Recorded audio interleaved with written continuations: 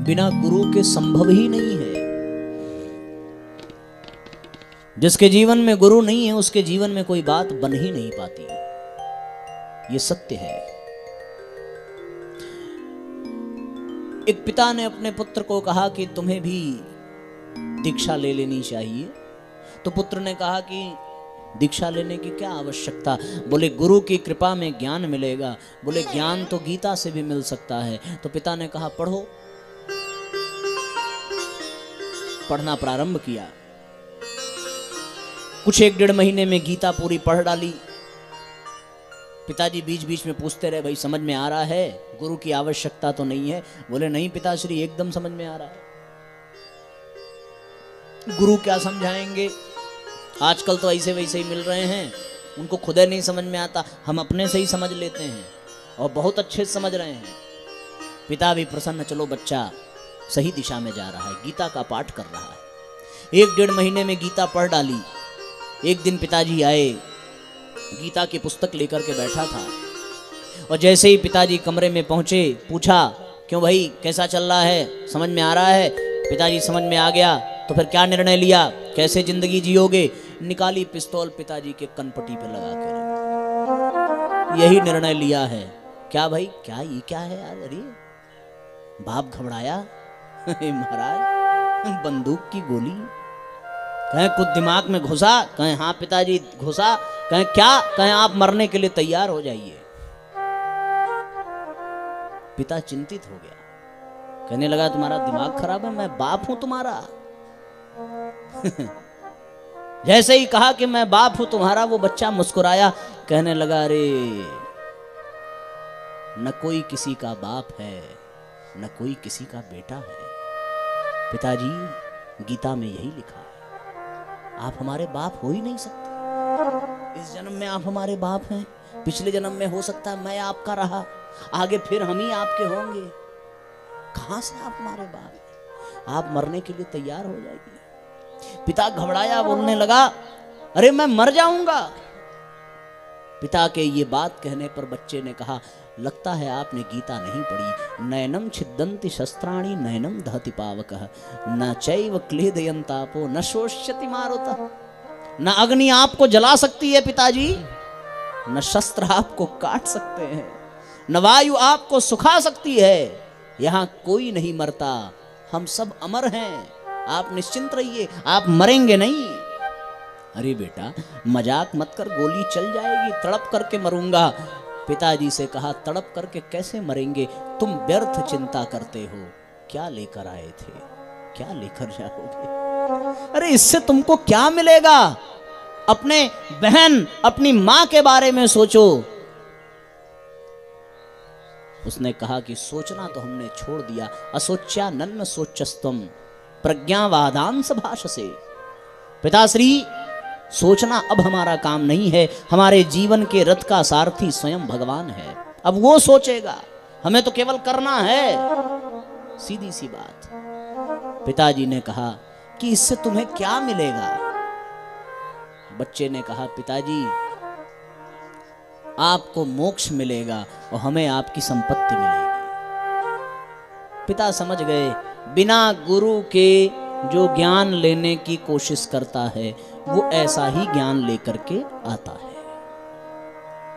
आपको हंसी आ रही है ना, उस बाप के दिल पे क्या बीत रही होगी इसकी कल्पना करके देखिए कि लड़का बंदूक ताने सामने खड़ा है, अब गए कि तब गए, बटनिया ना दबाना है, वो दबाया साफ लाल लाल हो जाएंगे, लाल के नाते। और क्यों? बिना गुरु के गीता पढ़ने का नतीजा। लेकिन गुरु से भी गीता पढ़ने वाला सही शिष्य बन जाए इसमें भी संशय है, क्योंकि उसके लिए समर्पण चाहिए।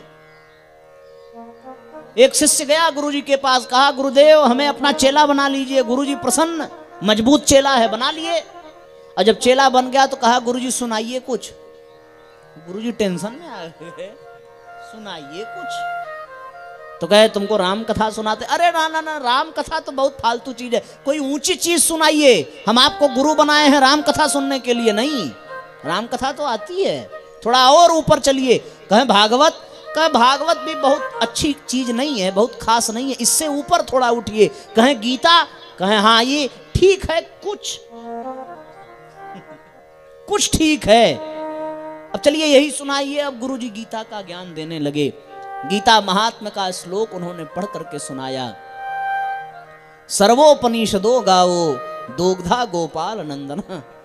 बड़े भाव से पूरी गीता सुना दिए गुरुजी। अब फिर गुरुजी ने कहा कि नहीं कुछ समझ में आया हो तो पूछ लीजिए। तो कहा चिलवा, अरे हमको नहीं समझ में, हमें नहीं समझ में आएगा। अरे महाराज आप समझाते कम है, हम समझते ज्यादा हैं। हम नहीं समझेंगे तो कौन समझेगा? हम आपको गुरु बनाए हैं बिना समझे ही। तो गुरुजी धीरे से कहे, अरे इतने लोग बैठे, कुछ पूछ लो, हमारी भी इज्जत रह जाएगी। कहे अब इतना आप कह ही रहे हैं तो आपने एक गीता महात्म्य का श्लोक पढ़ करके सुनाया, सर्वोपनिषदो गावो दोग्धा गोपाल नंदन। तो इसमें दो गधा कौन है, बस यही बता दीजिए। गुरुजी तो सर पे हाथ रख लिए, बोले राम राम बेटा, मनी मन सोचे कि चेला नहीं गुरुए मिला है। हाथ जोड़कर कहे कि दो गधा कोई और नहीं है, एक तुम हो।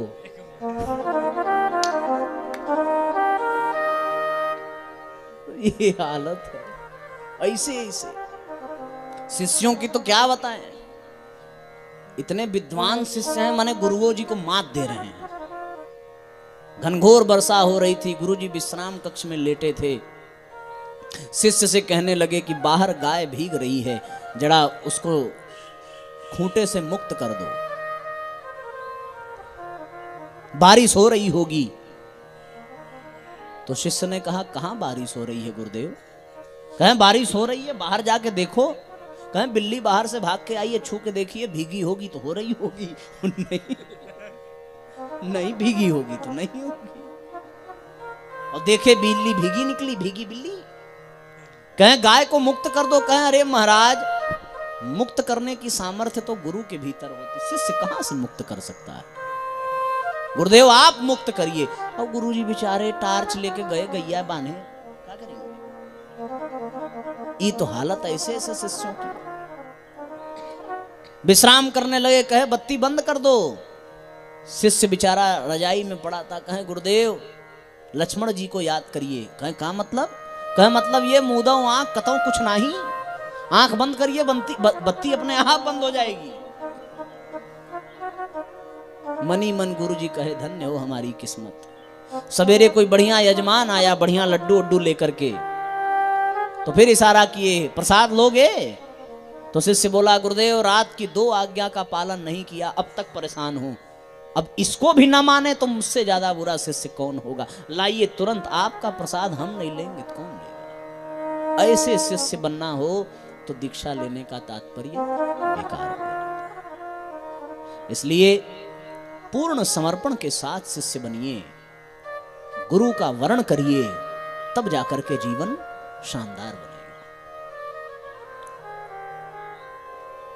बिना गुरु के जब ज्ञान जीवन में आता है तो व्यक्ति अपने अनुभव, अपने प्रारब्ध और अपने संस्कार के अनुसार उस ज्ञान को स्वीकार करता है, अपनी परिस्थितियों के अनुसार उस ज्ञान को स्वीकार करता है।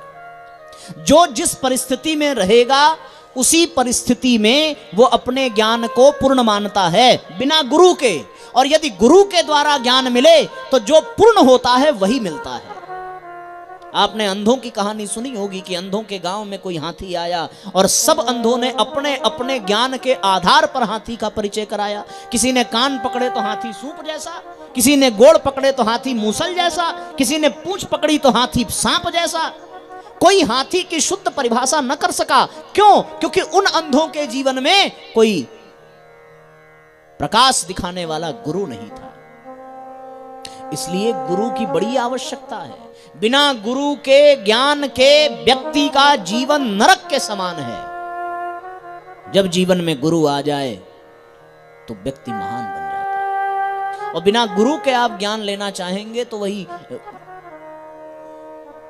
गीता पढ़ने वाली हालत हो जाएगी। आप भी पिस्तौल तान देंगे अपने माँ बाप पे। इसलिए जीवन में गुरु का वर्ण करिए, क्योंकि गुरु है तो वह आपको आपके परिस्थितियों से ऊपर ले जाकर के ज्ञान प्रदान करेगा। ये गुरुदेव की कृपा होती है। हम सब ने अपने जीवन में झांक करके देखा होगा। जो लोग गायत्री परिवार से जुड़े होंगे, जिन्होंने किन किन लोगों ने दीक्षा ली है, जरा हाथ ऊपर करिए। तो आप सब ने अपने जीवन में अनुभव किया होगा कि आपकी जो परिस्थितियां हैं, आपकी जो स्थिति है, उस स्थिति में रहने के बावजूद आपका अस्तित्व ही समाप्त हो जाता, पर आप उस स्थिति में भी योग्य बने हुए हैं केवल और केवल अपने गुरु के नाते। वरना तो दुनिया में आदमी छोटे से छोटी कमियों के कारण पूरे संसार में कलंकित हो जाता है। पर हम सब ने अपने जीवन में बड़ी से बड़ी गलतियां की होंगी, आज तक किसी ने बाल बांका नहीं किया, केवल और केवल इसलिए क्योंकि हम सब पर अपने गुरु का वरद हस्त है। हमारी कमियों, हमारे पापों को गुरुदेव अपने तप से काटते हैं। इस नाते हम आज तक निष्कलंक जीवन जीते आ रहे हैं। गुरु की शक्ति शिष्य के जीवन में काम करती है। शिष्य की श्रद्धा और गुरु की शक्ति जब मिल जाती है तो वो गुरु और शिष्य विवेकानंद और रामकृष्ण परमहंस की तरह आगे बढ़ते हैं। शिष्य का विश्वास और गुरु का आश्वासन जब जीवन में काम करता है तो वो गुरु शिष्य समर्थ गुरु रामदास और वीर शिवाजी बन जाते हैं। गुरु का अनुदान और शिष्य का समर्पण जब एक साथ काम करता है तो वो गुरु और शिष्य दादा गुरुदेव और परम पूज्य गुरुदेव बन जाते हैं। इसलिए समर्पण आपका, अनुदान गुरुदेव का, विश्वास आपका, आश्वासन गुरुदेव का, श्रद्धा आपकी, शक्ति गुरुदेव की, ये जब जुड़ती है तो फिर शिष्य शिष्य नहीं रह जाता, फिर वो पारस बन जाता है और वो जिसको छू देता है वो शिष्य बन जाता है। गुरु में इतनी शक्ति है। गुरुदेव इस अधम पर इतनी तो दया करना, पारस कहे जिसे जग वह ज्ञान सदा भरना। व्यक्ति पारस बन जाता है। सुना है कि लोहे से पारस को छुला दो तो वो सोना बन जाता है, पर गुरु में वो शक्ति है कि वो ऐसा पारस है कि हम जैसे लोहे से बने हुए शिष्यों को छूता है तो केवल सोना नहीं, पारस ही बना देता है, और हमसे जो स्पर्श करे वो सोना बन जाता है। ऐसा समर्थ गुरु होता है। और जब ऐसे समर्थ गुरु के सानिध्य में रहकर के गायत्री मंत्र की दीक्षा मिलती है तब तो भैया जीवन में कुछ भी प्राप्त करना शेष नहीं रह जाता। और जिसने अपने जीवन में सब कुछ पा लिया पर समर्थ गुरु की प्राप्ति ना हो सकी, जिसने अपने जीवन में सब कुछ पा लिया पर समर्थ गुरु के मुखार बिंदु से मंत्र ना पा सका, उसका जीवन जीना बेकार है। उसे आत्महत्या कर लेनी चाहिए, क्योंकि वो जब तक जीवित रहेगा तब तक अपने लिए और इस समाज के लिए केवल बोझ बन करके रहेगा। कौन काटेगा आपके प्रारब्धों को? कौन आपको दिशा देगा? गुरु के बिना संभव ही नहीं है। राम और कृष्ण भी दुनिया में आए तो उनको गुरु की आवश्यकता पड़ी।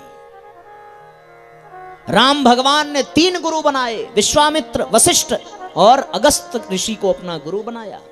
जब जहां जहां भगवान को समस्या अनुभव हुई, किसी गुरु ने ही आकर के भगवान का मार्गदर्शन किया है।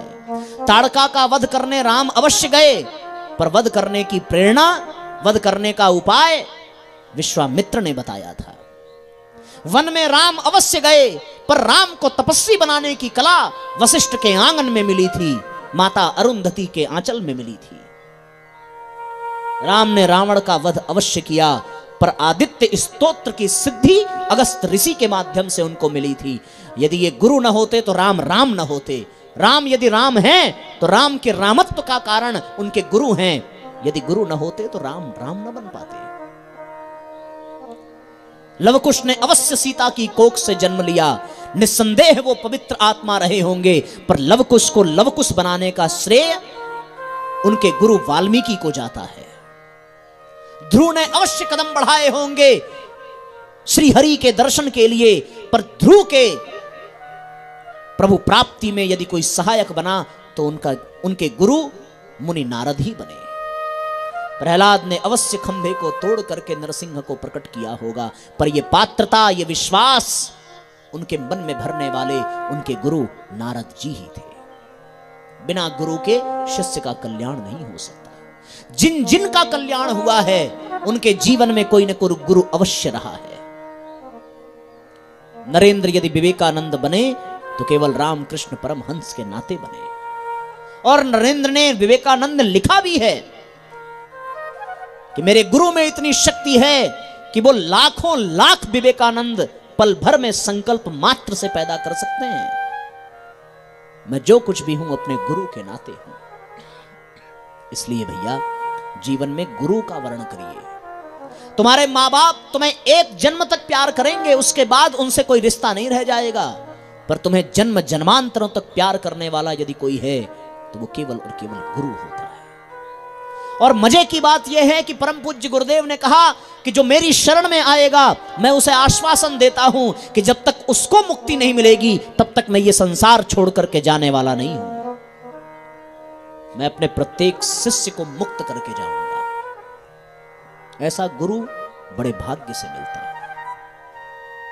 कई जन्मों के पुण्य होते हैं तब जीवन में गुरु का अवतरण होता है। कबीरदास जी ने कहा कि यह तन विष की वेलरी गुरु अमृत की खान, शीश दिए जो गुरु मिले तो भी सस्ता जान। यदि मस्तक भी कटाना पड़ जाए तो भी गुरु का वर्ण करना चाहिए। कबीरदास जी उनके जीवन में कोई गुरु नहीं था और उन्होंने रामानंद जी को अपना गुरु प्रार्थना की कि प्रभु अपना शिष्य बनाइए। उन्होंने इनकार कर दिया क्योंकि तुम दूसरी जाति के हो, मैं तुम्हें शिष्य नहीं बना सकता। कबीरदास जी को पता चला कि गुरु रामानंद प्रतिदिन गंगा स्नान के लिए घाट पर जाते हैं। वो जाकर के घाट की सीढ़ियों पर 4 बजे ही लेट गए। अमावस्या की रात थी और जैसे ही रामानंद सीढ़ियों से उतरते गए उनका चरण कबीरदास के ऊपर पड़ा।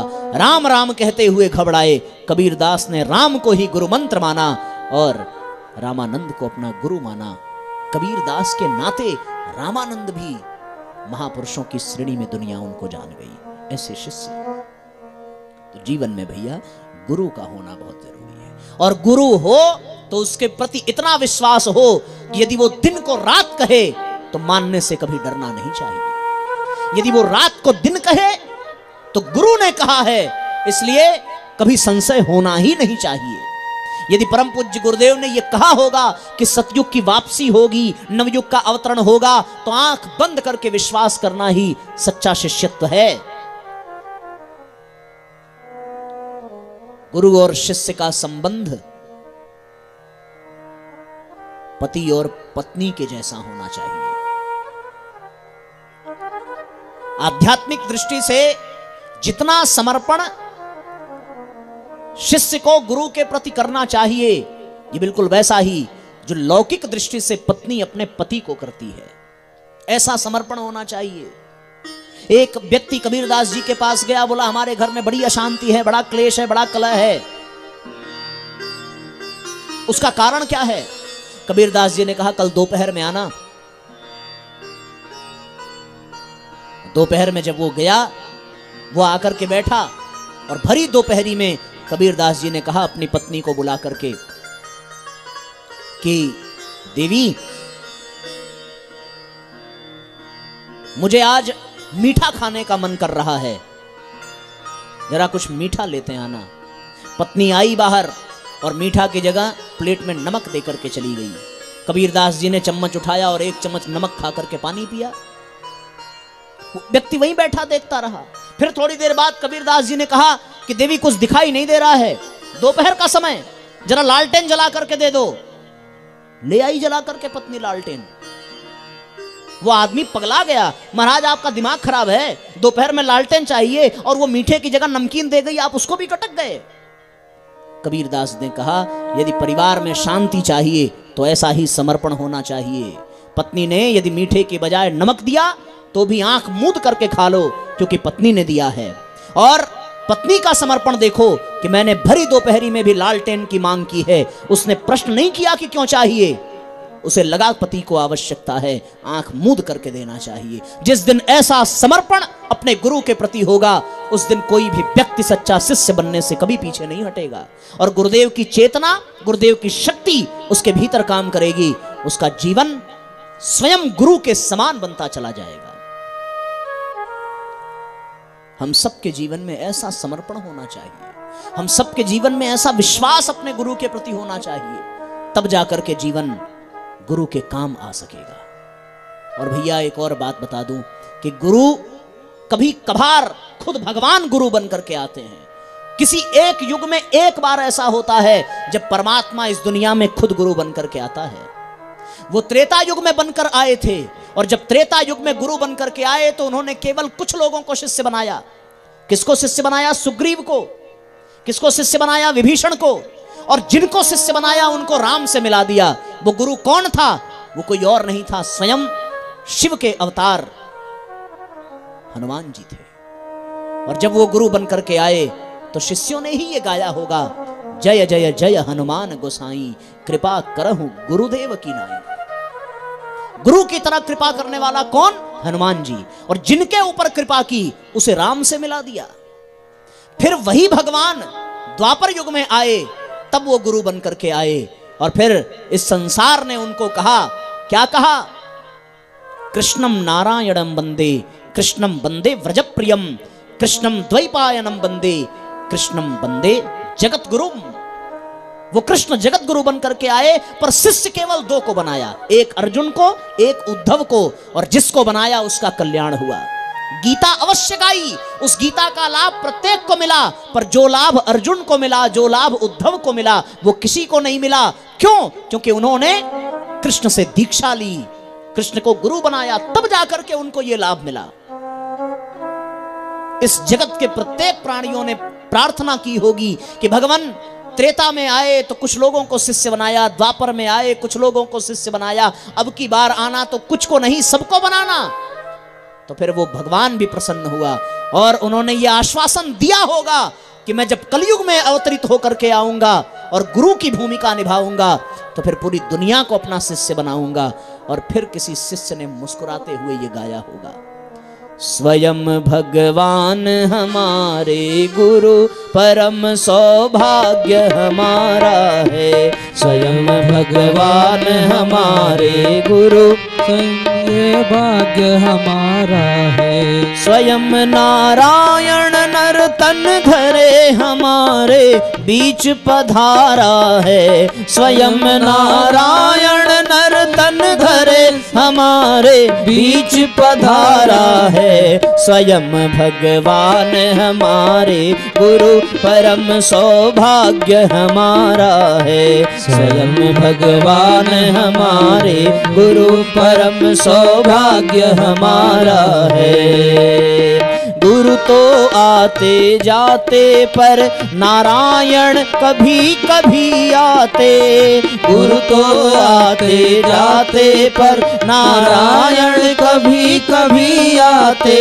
तभी अवतार हुआ करते, पाप धरती पर बढ़ जाते। तभी अवतार हुआ करते, पाप धरती पर बढ़ जाते। ब्रह्म ने स्वयं अवतरित हो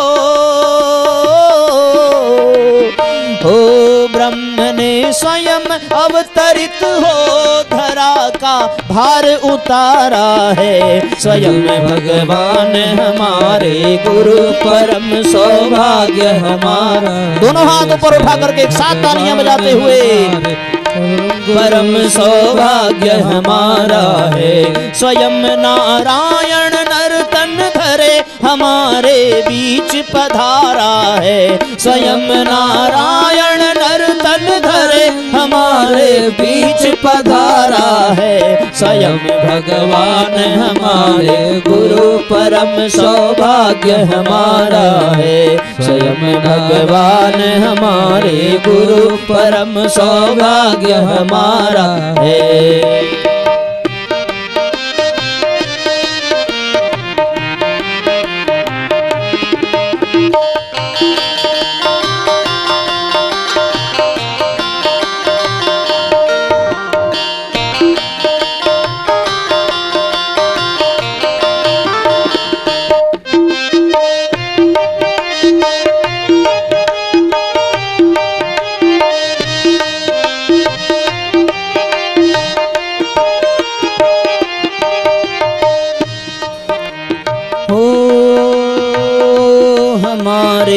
गुरु प्रज्ञा अवतार, चलो प्रज्ञा को धारण करें हमारे गुरु प्रज्ञा अवतार, चलो प्रज्ञा को धारण करें, दुष्ट चिंतन को करें निरस्त, मनुज का कष्ट निवारण करें, दुष्ट चिंतन को करें निरस्त, मनुज का कष्ट निवारण करें। शिष्य हैं तो सोचें कितना, शिष्य हैं तो सोचें कितना, गुरु का कर्ज उतारा है स्वयं भगवान हमारे, गुरु परम सौभाग्य हमारा है। स्वयं भगवान हमारे, गुरु परम सौभाग्य हमारा है। स्वयं नारायण नर्तन धरे हमारे बीच पधारा है, स्वयं नारायण नर्तन धरे हमारे बीच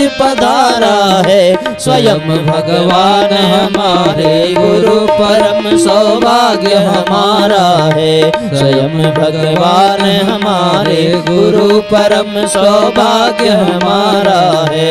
स्वयं भगवान हमारे, गुरु परम सौभाग्य हमारा है। परम सौभाग्य हमारा है, परम सौभाग्य हमारा है।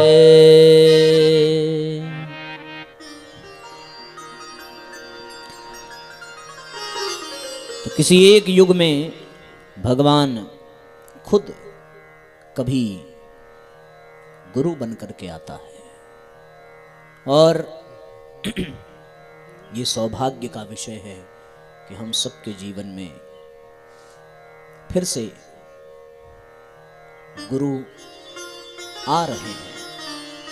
अब ये हम पर निर्भर करता है कि हम उन्हें अपने जीवन में आने देना चाहते हैं या नहीं आने देना चाहते।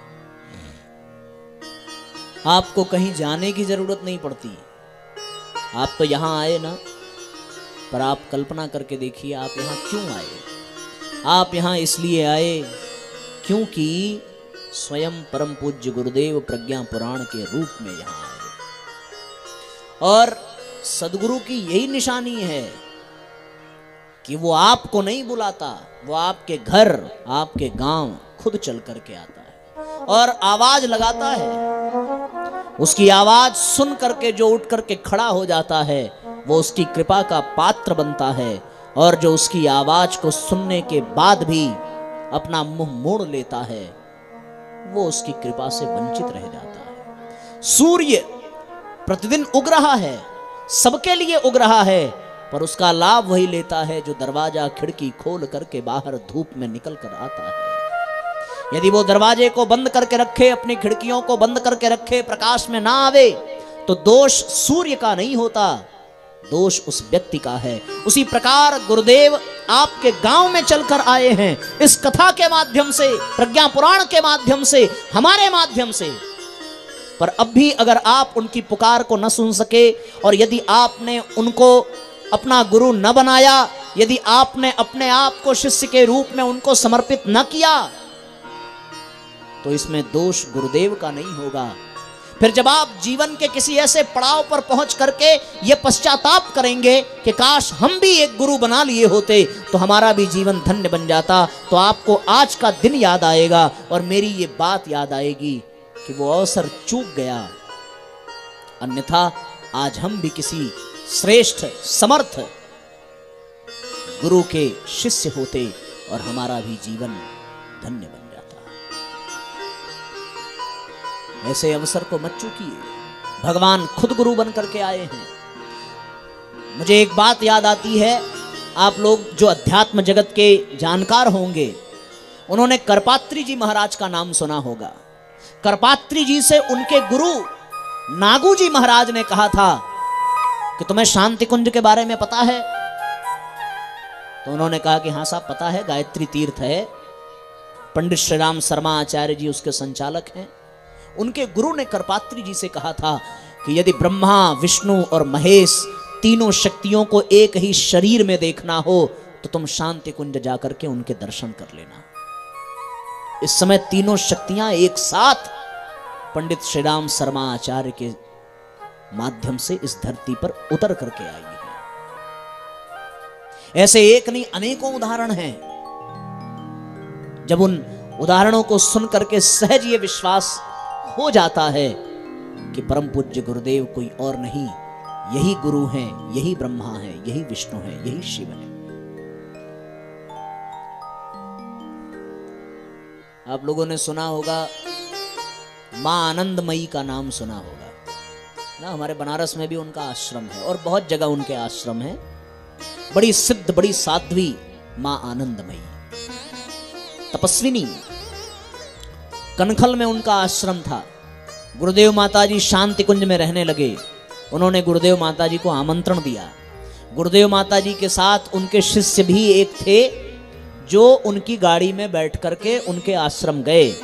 मां आनंदमयी ने जब गुरुजी माताजी को अपने कक्ष में बिठाया तो उन शिष्य ने भी अंदर जाकर के अपना आसन ग्रहण किया, इस भाव से कि देखें गुरुदेव का इनके साथ क्या वार्तालाप होता है, वो सुनने के लिए।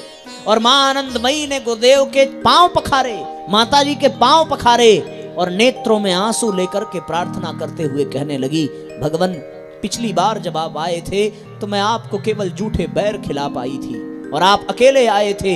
मेरा परम सौभाग्य है कि इस बार आप स्वयं मां जानकी के साथ आए हैं और मैं अपने हाथों से आपको भोजन करा रही हूं। मैं अपने जन्म जन्मांतरों से इस बात के लिए तड़पती रही कि आपने ऐसा संयोग बनाया कि मैं केवल बेर खिला सकी, पर आज आपने मेरी प्रार्थना स्वीकार कर ली और मैं आपको भोजन करा रही हूं। ऐसा।